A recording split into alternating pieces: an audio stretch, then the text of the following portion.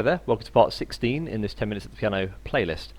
In this video I will be talking about the chords which are beyond simple major and minor triads with a major 7 and a dominant 7 involved, and giving you chords which I'm going to call in-octave chords and out-octave chords. Out-octave chords are officially called extensions, so I will continue by saying extensions, but do understand that they are called extensions because they are outside the octave.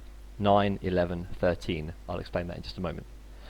The inner chords do not involve extensions, and they are chords that you may have to play when you're reading some lead sheet for jazz or some pop song or something, so it's nice to know what all of these chords are. The simple philosophy for naming chords is to simply say what you play or play what you say. So let's just begin with something very simple like this. Demonstration key of C for all of the chords. Of course, go into all the other keys and practice them. What is this chord? What am I doing? Well, I'm playing C minor and there's a 6 on top, so that is very simply C minor 6. This is C6. The letter represents the triad, the 1, 3, 5. Everything comes from the 1, 3, 5 or the 1 minor and 5. So let's start to give you the chords. In the description below you'll see that I've listed all the chords I'm going to talk about, which is pretty much every chord you can possibly imagine, which is not a simple major or minor triad with a 7 or dominant 7, and by all means go away and play with those. They're all listed below, so don't feel too worried that you need to follow the video in time. So the first one I'd like to demonstrate to you is the suspended chord. The suspended is when you take the third and you raise it, you suspend it to with the fourth or at the fourth. So this is not, although I'm playing the fourth of the major scale, I'm technically not. What I'm actually doing is pushing up the third by 1 semitone, and that's going to give a sound of it wants to be resolved. It gives you a feeling of tension a little bit. Now let me just play this suspended chord. It's called sus4. That's how it's written. So it's 1, 4, 5. Now does that not make you feel like it wants to come back down and resolve back to the third again? It does. If I play them again, it just wants to come back again. So the suspended 4, sus4, is the third is raised semitone to the fourth, quite simply. So play around with that. You don't normally invert a suspended chord. It's quite nice. The other suspended chord is the sus2 chord. Quite logically, you take the root and you raise it to the second. You're suspending the root to the second. And that also wants to go down. That kind of sounds like an 80s love ballad. If you just listen to me doing it like this, you can just imagine some love ballad coming along. So that's the suspended second, sus2. Now some people might say, who happen to know some other chords, if you're watching this, you might know about the 9th chord. I'm going to talk about extensions later, but very, very quickly, 1, 2, 3, 4, 5, 6, 7, 8, 9. The D is also the 9. The D is the 9 is the second. It's physically the same note, but it's not a 9 because I'm playing it first of all within the octave when I'm playing it as a sus2, and the 9, because it's an extension, automatically requires a major 7 or a dominant 7th implied in the chord, and since that one doesn't have a 7 in it, that's one reason we can say that it's not a 9.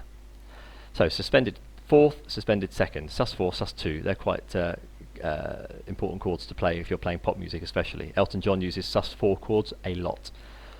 The next chord I'd like to talk about is the augmented. Augmented is a clever word which means you take the 5th and you raise it 1 semitone.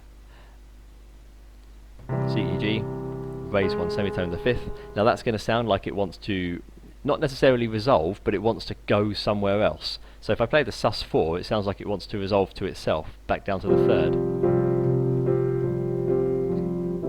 You see they're quite similar. Whereas the augmented, 5 sharpened,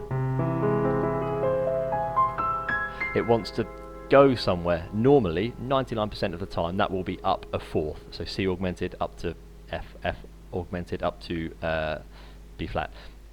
I have a link below also for a video where I talk about the significance of the circle of fourths and how it's more important than the circle of fifths. So that's the augmented. The way that's written is either AUG for augmented, or a plus symbol, or it will literally have sharp 5, which is the least common. The most common is AUG, the second common is a plus, and the least common is when it's just written sharp 5, which is a very sort of simplistic way to write it. But it's the same result. It's going somewhere, normally resolving up a fourth. The next are two groups of chords, the diminished and the half-diminished. Don't let this confuse you. Diminished, the word, means the chord has a minor and a flat 5. So the diminished must have a minor and a flat 5. At the moment, this is not really a chord. You would only call this, because it's got 3 notes, a diminished triad. You will very rarely see a diminished triad. There's not even a symbol for a diminished triad. If you wanted to only make the performer play C diminished triad, you would just simply write C minor flat 5 without any other note on top. But a diminished always has 4 chords. There's a whole diminished and a half diminished, and there's 2 ways to label it. You can either label it by naming the notes from the major scale, or you can talk about it in intervals of minor thirds or major thirds. So I'll begin the simplest way by talking about the notes from the major scale, because you're so used to the major scale. So when you see the word diminished, automatically play a minor and a flat 5. And then you have 2 choices. You either put the 6th on top, that's called a whole diminished, and I'll tell you why just after with the intervals. And the other option is to play the dominant 7 on top. That's called a half diminished. Again, I'll tell you about the intervals in just a moment. So, for example, C diminished, okay, but what one? Whole diminished with a 6, half diminished with a dominant 7, of course from the root, we're in the key of C here. And this applies, of course, to all 12 keys. Now, in terms of intervals, what is happening here? The intervals for a whole diminished are all minor thirds.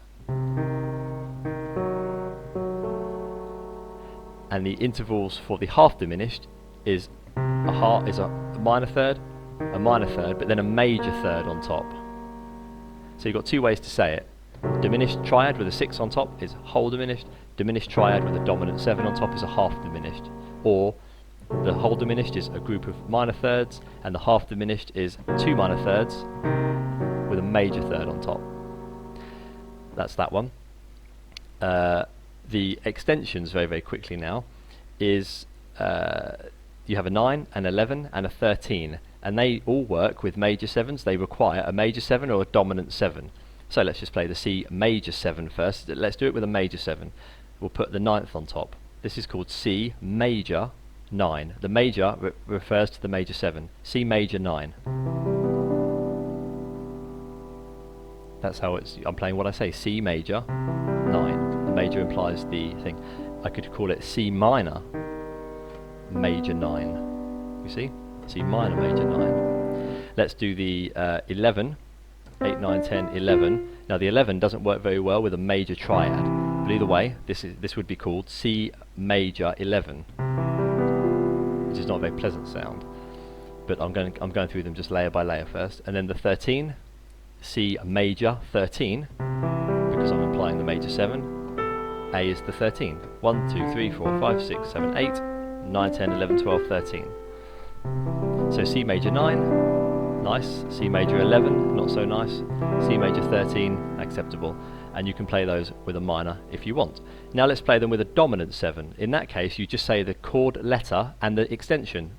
C9, C11, C13. Because the extension implies some kind of 7th, major 7 or dominant 7. They can all be done with a minor. C minor 7 with a 9 is C minor 9, because the 7th is implied. C minor 11, it's implied. C minor 13, dominant 7th is implied. Now we can modify the extensions. The 9 can be sharpened. Let's do it with a dominant 7. C sharp 9. C flat 9. C sharp 11. C flat 13. Why not flat 11? Because it becomes the third. Why not sharp 13? Because it becomes the dominant 7. Of course, play around with this in your own time. And you'll discover that some of these chords simply sound better if you play them with a minor. Some sound better with a major 7. Some sound better with a dominant 7. It's down to you to go away and discover which ones you like the most. So I'll quickly go over those chords again. Of course, this is a 10-minute piano, it's quite quick, but I want you to it's just simply take away these chords and go and play with them. That's all I want you to do. It's an experience, it's a discovery for you. So, I gave you the suspended 4. That also works with a dominant 7, but not a major 7, but suspended 4, the suspended second, the augmented, the whole diminished, the half diminished.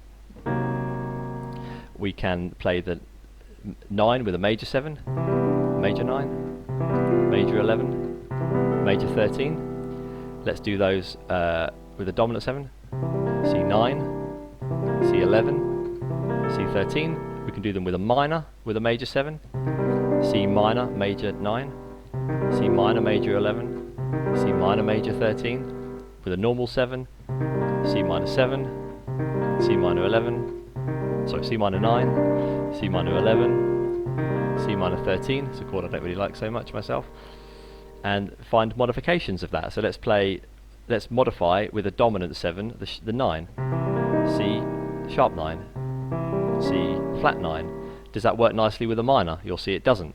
The sharp 9 is the same note as a minor, so it disappears, it becomes camouflaged. C minor, sharp 9, doesn't do anything, because it's the minor, whereas C minor flat 9 sounds not very nice. Let's try C minor with a sharp 11. You may like that, you may not. C minor, 11, that sounds nice.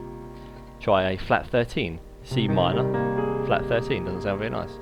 C minor 13 sounds nice-ish. So you can open odd, you might end a song with that kind of sound. And then just finish there. Play around with those chords and write down which ones you like. Perhaps leave a comment and tell me which ones you like, what you've discovered.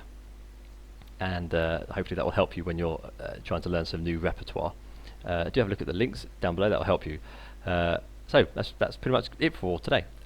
Likes, comments, subscriptions are always welcome. Have a look at my books and blogs, and I'll see you in the next video. All the best, and bye for now.